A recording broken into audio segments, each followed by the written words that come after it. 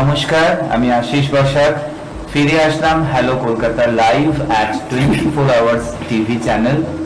আজকে আমার সাথে আছেন আজকের এই অনুষ্ঠান যিনি নিবেদন করছেন দেবকন্যা সেন, আচার্য দীনেশ চন্দ্র সেন রিসার্চ সোসাইটির সম্পাদিকা, নিজে একজন সাহিত্যিক শিক্ষাবিদ। তার পাশে আছেন presidents award winner doctor Vivekananda Chakraborty, আর তার পাশে আছেন আরেকজন ন্যাশনালি অ্যাক্লেমড সাহিত্যিক ডক্টর বিমল কুমার থান্ডার। আমি দেবকন্যাদিকে রিকোয়েস্ট করব আমাদের দুই কৃতি অ্যাচিভার্সদের সম্বন্ধে যদি প্লিজ কিছু বলেন, আর অবশ্যই আচার্য দীনেশ চন্দ্র সেন রিসার্চ সোসাইটির যে অসাধারণ কাজ আপনি করছেন সেই সম্বন্ধেও প্লিজ যদি কিছু বলেন। নমস্কার, আমি দেবকন্যা। আচার্য দীনেশ চন্দ্র সেন রিসার্চ সোসাইটির পক্ষ থেকে আমরা প্রতি বছরে অনেক রকমের অনুষ্ঠান করি। দীনেশ চন্দ্র সেন একজন বিশিষ্ট শিক্ষাবিদ, যেটা মানুষের জানতে বাকি নেই, পূর্ববঙ্গের গীতিকার, ময়মনসিংহের গীতিকার। ওনার ওনার পথপ্রদর্শক, উনি সেইটা দেখেই আজকে এত বড় মানুষ হয়েছেন। এবং কলকাতা বিশ্ববিদ্যালয়ে স্যার আশুতোষ মুখার্জি তাকে বাংলা বিভাগের প্রথম পাঠনের জন্য নিয়ে এসেছিলেন। আমরা দীনেশ চন্দ্র সেন রবীন্দ্রনাথ ঠাকুরের একটি পত্রাবলী অনুষ্ঠানের আয়োজন করেছি। এটা 100 বছর হয়ে গেছে। এর মধ্যে 65 জনকে আমরা পদক দিয়েছি ভারত এবং বাংলাদেশের মধ্যে। বিমল থান্ডার স্যার আমাদের এই পদক গ্রহণ করেছেন। আজকে বিশিষ্ট সাহিত্যিক রবীন্দ্র গবেষক ডক্টর বিবেকানন্দ চক্রবর্তী মহাশয়কে এই পদকটা দিতে পেরে আমরা গর্বিত। বিবেকানন্দ স্যার অনেক পদক পেয়েছেন এবং দীনেশ চন্দ্র সেন রিসার্চ সোসাইটি দীনেশ চন্দ্র সেন পদকও উনি গ্রহণ করেছেন। এছাড়া উনি অনেক সম্মানিত কাজ করেছেন, অনেক বই লেখালেখির কাজ করেছেন। আমাদের দুই বিশিষ্ট অ্যাচিভার্স, দেবকন্যা সেন নিজেও একজন অ্যাচিভার তো বটেই, সাহিত্যিক সংগঠক, তাকে এবং ডক্টর বিমল কুমার থান্ডার স্যারকে রিকোয়েস্ট করব প্রফেসর ডক্টর বিবেকানন্দ চক্রবর্তী স্যারের হাতে এই পদক এবং সম্মাননা যদি আপনারা জ্ঞাপন করেন। আচার্য দীনেশ চন্দ্র সেন আমাদের বাঙালি সাহিত্য জগতের বাঙালি মানুষের এক দেখভাল নিদর্শন, তার সাহিত্য চেতনা, তার সাহিত্য গবেষণা, আর আজকে তারই নামাঙ্কিত একটি বিশেষ বিশেষ মেডেল পদক প্রাপ্ত হলেন ডক্টর বিবেকানন্দ চক্রবর্তী স্যার।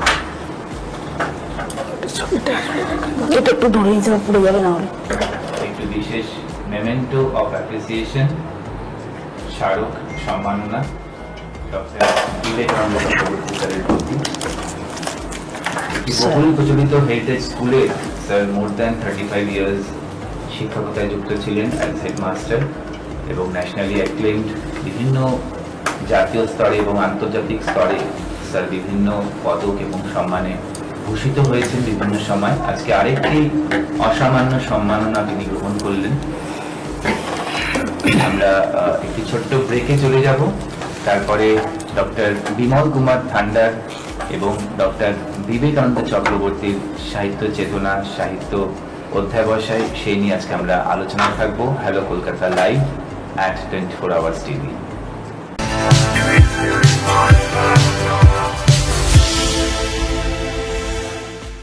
নমস্কার, আমি আশিস বসাক ফিরে আসলাম hello Kolkata live at 24 hours TV studio. আজকে এই অনুষ্ঠানে নিবেদন করছেন আচার্য দীনেশ চন্দ্র সেন রিসার্চ সোসাইটি, আর তার সম্পাদিকা দেবকন্যা সেন আছেন আমাদের সাথে। আজকে খুব একটি বিশেষ মুহূর্ত, অন টিভি আমরা আজকে সম্মানিত করতে পারলাম ডক্টর বিবেকানন্দ চক্রবর্তী স্যারকে। আর আমার সাথে, আমার পাশে ঠিক আছেন প্রখ্যাত সাহিত্যিক এবং অবশ্যই অধ্যাপক ডক্টর বিমল কুমার থান্ডার। জয়দেব মহাবিদ্যালয়, ইলামবাজার, বীরভূম, ভারতের বাংলা বিভাগের সহযোগী অধ্যাপক, লেখক এবং একজন socio cultural motivator doctor Bimal Kumar Thandar. আমি আজকে বিমল স্যারকে রিকোয়েস্ট করব আমাদের ডক্টর বিবেকানন্দ স্যারের সাথে যদি একটি ছোট্ট সাহিত্য নির্ভর কথোপকথনে আপনারা থাকেন। আজ আমরা খুব গর্বিত যে আচার্য দীনেশ চন্দ্র সেন সোসাইটির পক্ষ থেকে ডক্টর বিবেকানন্দ চক্রবর্তীকে দীনেশ রবীন্দ্র পত্র সম্মাননা দেওয়া হচ্ছে। আচার্য দীনেশচন্দ্র সেন লোক সংস্কৃতির অন্যতম ধারক ও বাহক। প্রাচীন ও মধ্যযুগ নিয়ে তিনি সারা জীবন সাহিত্য চর্চা করেছেন, সংরক্ষণ করেছেন। আর ময়মনসিংহ গীতিকা তার এক উজ্জ্বল কৃতিত্ব। এই ময়মনসিংহ গীতিকা প্রকাশের পর বিশ্বকবি রবীন্দ্রনাথ ঠাকুর দীনেশচন্দ্র সেনকে একটা পত্র দিয়েছিলেন। সেই পত্রের শতবর্ষ উপলক্ষে দীনেশ রবীন্দ্র পত্র সম্মাননা আমরা প্রদান করে থাকি। এই পর্যন্ত বাংলাদেশ থেকে 21 জন এবং ভারত থেকে 34 জনকে এই সম্মাননা জ্ঞাপন করা হয়েছে। বিশিষ্ট ক্ষেত্রে বিশিষ্ট ব্যক্তিকে এই সম্মাননা জ্ঞাপন করা হয়। আমাদের মধ্যে আছেন দীনেশচন্দ্র সেনের প্রপৌত্রী দেবকন্যা সেন। তার সহযোগিতায় আমরা সকলেই সেই দীনেশচন্দ্র সেনের কর্মকীর্তি ভবিষ্যৎ প্রজন্মের কাছে পৌঁছে দেওয়ার জন্য বিভিন্ন সাংস্কৃতিক অনুষ্ঠান বা এরকম সম্মাননা অনুষ্ঠানের আয়োজন করে থাকি। আজ আমাদের মধ্যে আছেন বিশিষ্ট রবীন্দ্র গবেষক ডক্টর বিবেকানন্দ চক্রবর্তী। তো স্যারের কাছে আমি কিছু জানতে চাইব। স্যার, আজ দীনেশ রবীন্দ্র পত্র সম্মাননা আপনাকে প্রদান করা হবে, আমরা খুব গর্বিত। তো আপনার কেমন অনুভূতি হচ্ছে? খুবই গর্ববোধ করছি। আচার্য দীনেশচন্দ্র সেন নামাঙ্কিত এবং আমাদের অত্যন্ত প্রাণের মানুষ রবীন্দ্রনাথ ঠাকুর নামাঙ্কিত, অর্থাৎ দীনেশ রবীন্দ্র পত্র সম্মাননা গ্রহণ করে আমি আনন্দিত এবং গর্বিত। আচার্য দীনেশচন্দ্র সেন বাংলা সাহিত্যের এক উজ্জ্বল জ্যোতিষ্ক। রবীন্দ্রনাথের সাথে আচার্য দীনেশচন্দ্র সেনের একটি আন্তরিক সম্পর্ক ছিল। আচার্য দীনেশচন্দ্র সেন রবীন্দ্রনাথ ঠাকুরের থেকে 5 বছরের ছোট। 1861, 1866, 1861 রবীন্দ্রনাথ জন্মগ্রহণ করেছেন আর 1866-তে আচার্য দীনেশচন্দ্র সেন জন্মগ্রহণ করেছেন। আর 1941-এ প্রয়াত হয়েছেন রবীন্দ্রনাথ, 1939-এ প্রয়াত হয়েছেন আচার্য দীনেশচন্দ্র সেন। তো 5 বছরের ছোট হলেও দুজনের মধ্যে একটি বন্ধুত্বপূর্ণ সম্পর্ক ছিল এবং প্রায় 51টি চিঠি লিখেছেন রবীন্দ্রনাথ দীনেশচন্দ্র সেনকে। সেই সমস্ত চিঠিতে তাদের পারস্পরিক সম্পর্ক, দীনেশচন্দ্র সেনের স্বাস্থ্যের খবর, স্বাস্থ্যের সংবাদ সহ নানান বিষয় নিয়ে তাদের পারস্পরিক যোগাযোগ ছিল, পারস্পরিক একটা সম্পর্ক ছিল। তো সেই এবং বঙ্গভাষা ও সাহিত্য বিখ্যাত গ্রন্থ, আচার্য দীনেশচন্দ্রের লেখা বিখ্যাত গ্রন্থ বঙ্গভাষা ও সাহিত্য, যে গ্রন্থটি রবীন্দ্রনাথের হাতে পৌঁছেছিল এবং প্রশংসাসূচক বাক্য লিখে তিনি চিঠি লিখেছিলেন দীনেশচন্দ্র সেনকে। এছাড়া ময়মনসিংহ গীতিকা, পূর্ববঙ্গ গীতিকা, এইসব গ্রন্থ দীনেশচন্দ্র সেনের। তো বাংলা সাহিত্যের এক উজ্জ্বল মানুষ দীনেশচন্দ্র সেন, আর বাংলা সাহিত্যের দিকপাল ছিলেন আমাদের রবীন্দ্রনাথ। এই দুজনের নামাঙ্কিত পুরস্কার আজকে গ্রহণ করে আমি অত্যন্ত গর্ববোধ করছি। ফ্যান্টাস্টিক। আর আমি অত্যন্ত কি বলবো, স্নেহধন্য এবং সৌভাগ্যবান এরকম বিভিন্ন স্মরণীয়, এবং আমাদের জীবনে তো অনেক সময় স্মরণীয় মুহূর্তগুলো অনেক বছর পরেও ফিরে ফিরে আসে স্মৃতির মণিকোঠায়। এরকম অনেক অ্যাওয়ার্ড সেরেমনিতে স্যারের পাশে থাকতে পেরে এবং অফকোর্স বিমল স্যারের পাশে থাকতে পেরে খুবই আনন্দিত এবং গর্বিত। আমি বিমল স্যারকে রিকোয়েস্ট করব, একটি চিঠি আমাদের তার হাতে আছে, তার সংগ্রহে, সেটা যদি প্লিজ আমাদের দর্শক বন্ধুদের দেখান। ময়মনসিংহ গীতিকা প্রকাশের পর রবীন্দ্রনাথ ঠাকুর মংপু থেকে দীনেশচন্দ্র সেনকে এই পত্রটা লিখেছিলেন, তার হাতের লেখা, স্বহস্তের লেখা রবীন্দ্রনাথ ঠাকুরের সেই দীনেশ রবীন্দ্র পত্র, সেই পত্রটাই দেখালাম। আর এটি আছে হচ্ছে নবরূপেশ্বর, এটি আমাদের দীনেশচন্দ্র বিমল কুমার ঠান্ডার স্যারেরই সম্পাদনায়। এটা স্যার এটা কি দীনেশচন্দ্র সেন রিসার্চ সোসাইটির মুখপাত্র, রাইট।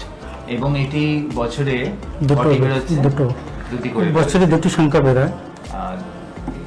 জাস্ট 1 মাস আগেই আমাদের নন্দন চত্বরে হয়ে গেল লিটল ম্যাগাজিন মেলা, সেখানেও এটি আমরা দেখেছিলাম এবং অনেক লোকে এর সমাদর করছে। আমরা আবার আজকের বৈশাখ সংখ্যাটাই প্রকাশিত হবে নবরূপেশ্বর পত্রিকা। আচ্ছা, এবার আমি বিবেকানন্দ স্যারকে একটা জিজ্ঞাসা আছে, শিক্ষক হিসাবে আপনি জাতীয় পুরস্কার পেয়েছেন, পশ্চিমবঙ্গ সরকার আপনাকে শিক্ষারত্ন দিয়েছেন, তো প্রধান শিক্ষক এবং শিক্ষকতা দুটো কিভাবে দুটো কাজ সামলান, যদি কিছু বলেন এই বিষয়ে। হ্যাঁ, আমি ন্যাশনাল অ্যাওয়ার্ড টু টিচার্স 2016 সালে পেয়েছি। আর পশ্চিমবঙ্গ সরকারের শিক্ষকদের উদ্দেশ্যে যে শ্রেষ্ঠ সম্মান শিক্ষারত্ন 2021 সালে পশ্চিমবঙ্গ সরকার আমার হাতে সেই সম্মান তুলে দিয়েছেন। এটা অত্যন্ত গৌরবের যে জাতীয় পুরস্কার বা রাষ্ট্রীয় পুরস্কার এটি গ্রহণ করা একজন শিক্ষকের কাছে এটি একটি স্বপ্ন। রাষ্ট্রীয় সম্মান, রাষ্ট্রীয় পুরস্কার, শিক্ষক হিসেবে জাতীয় পুরস্কার, রাষ্ট্রীয় পুরস্কার, এটি একজন শিক্ষকের সর্বশ্রেষ্ঠ সম্মান। তো এই সম্মান গ্রহণ করে আমি গৌরবান্বিত, আমি আনন্দিত। এবং যেদিন আমি এই পুরস্কার গ্রহণ করেছিলাম নিউ দিল্লির বিজ্ঞান ভবনে, আমাদের বাংলার গৌরব, বাঙালির গৌরব শ্রদ্ধেয় শ্রী প্রণব মুখোপাধ্যায়ের হাত থেকে, একজন বাঙালি আরেকজন বাঙালির হাত থেকে রাষ্ট্রীয় পুরস্কার গ্রহণ করা, এটি অত্যন্ত আনন্দ ঘন একটি মুহূর্ত। আমি সেই পুরস্কারটি গ্রহণ করে উৎসর্গ করেছিলাম আমার ছাত্রছাত্রীদের উদ্দেশ্যে। কারণ আজকে যতটুকু স্বীকৃতি বা সম্মান বা গৌরব, তার কৃতিত্ব সবটাই কিন্তু আমার ছাত্রছাত্রীদের। আমার ছাত্রছাত্রীরাই আমাকে তৈরি করে নিয়েছে শিক্ষক হিসেবে। আমি শিক্ষক হিসেবে দীর্ঘদিন ইংরেজির শিক্ষক হিসেবে আমি কাজ করেছি।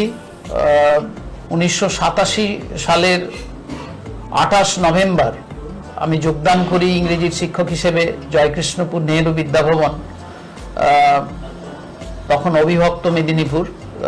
অবিভক্ত মেদিনীপুরের একটি প্রান্তিক জনপদ, সেখানে ইংরেজির শিক্ষক হিসেবে যোগদান করি এবং সেই স্কুলে আমি 14 বছর কয়েক মাস ইংরেজির শিক্ষক হিসেবে কাজ করার পরে আমি 2002 সালের 22 মে আমি আরেকটি স্কুলে গিয়ে প্রধান শিক্ষকতার দায়িত্ব গ্রহণ করি, গোমুন্ডা সুবারবন হাই স্কুল।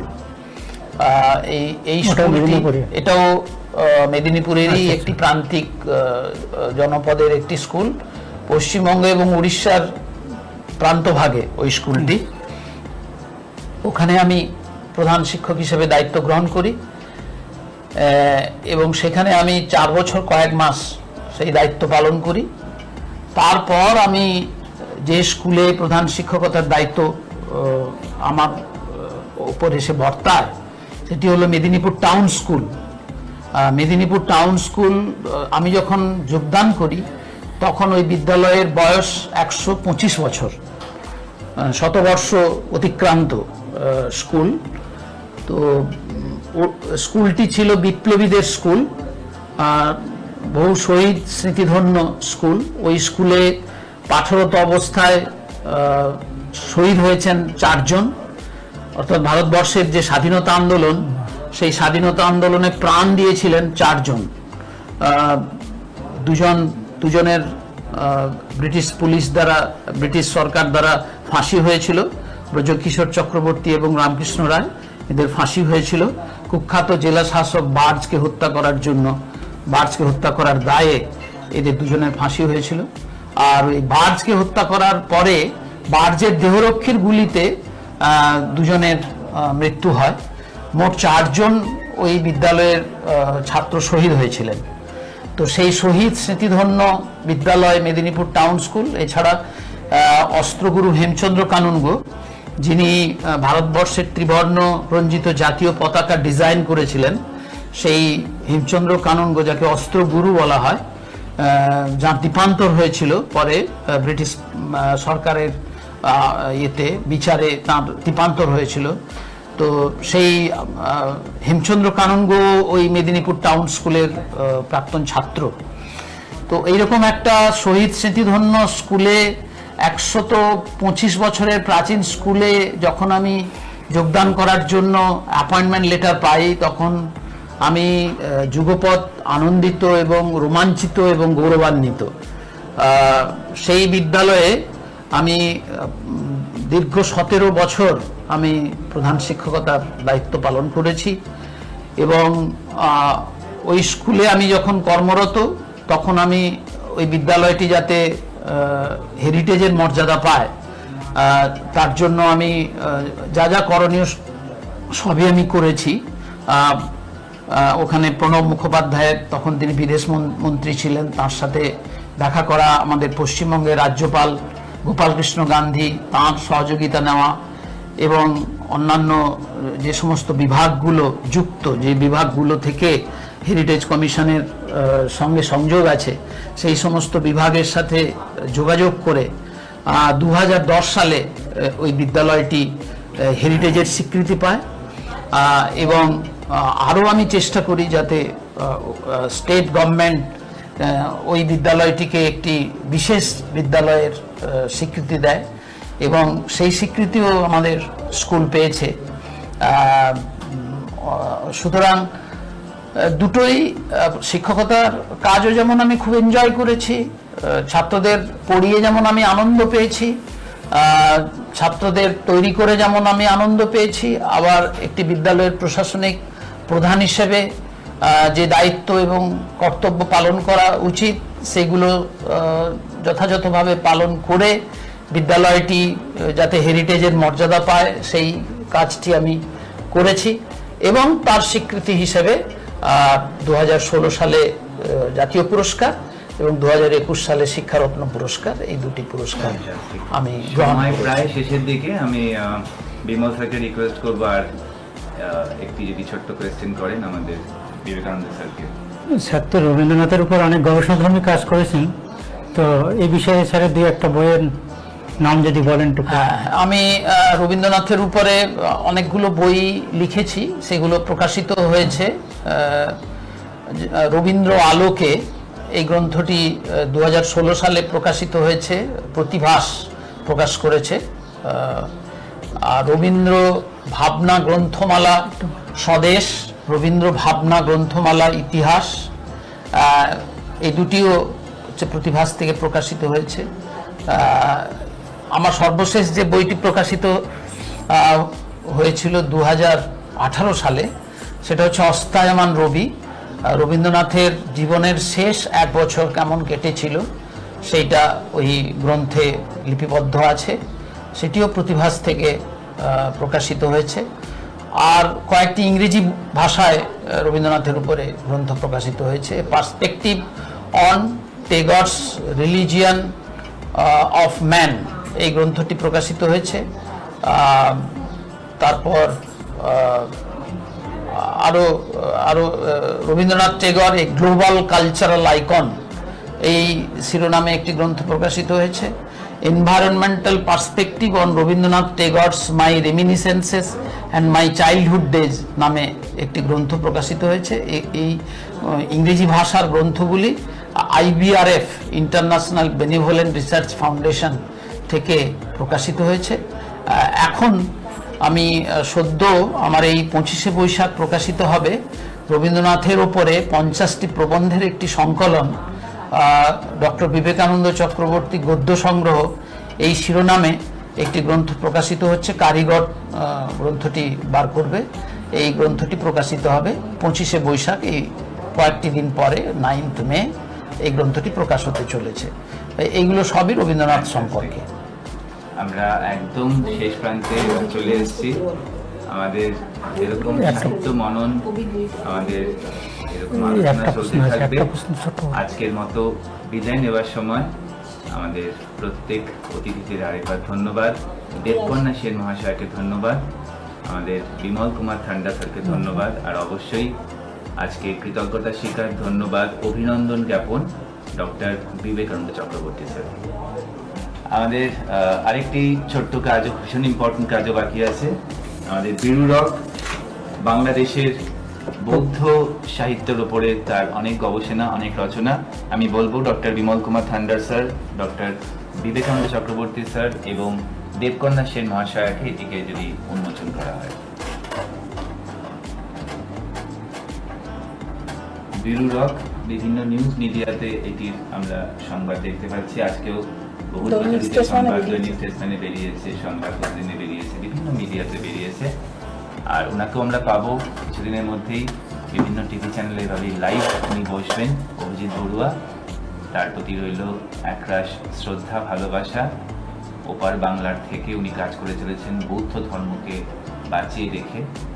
আর এভাবেই বিভিন্ন তার সাহিত্যিক অনুরাগী, তার বন্ধুরা এবং অফকোর্স দেবকন্যা সেন ম্যাডাম, যিনি তাকে ভীষণভাবে প্রমোট করছেন বিভিন্ন এইভাবে সাহিত্যকে এগিয়ে নিয়ে যাওয়ার জন্য, তার প্রতিও রইল আমাদের সকলের পক্ষ থেকে অকৃত্রিম শ্রদ্ধা।